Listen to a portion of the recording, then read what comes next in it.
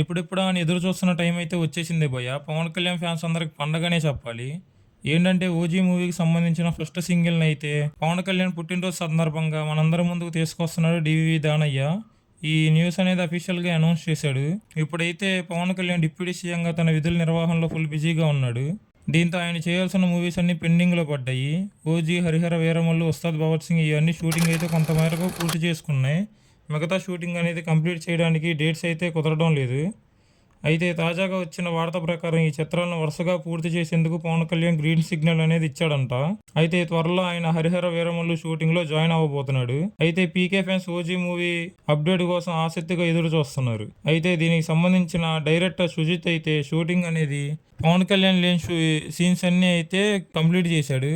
అయితే ఒక్క 15 డేస్ ఇస్తే చాలు షూటింగ్ అనేది కంప్లీట్ చేస్తా అని చెప్పి కూర్చొని ఉన్నాడు. ఇప్పటికే 80% అనేది పూర్తయింది 'ఓజీ' మూవీ షూటింగ్.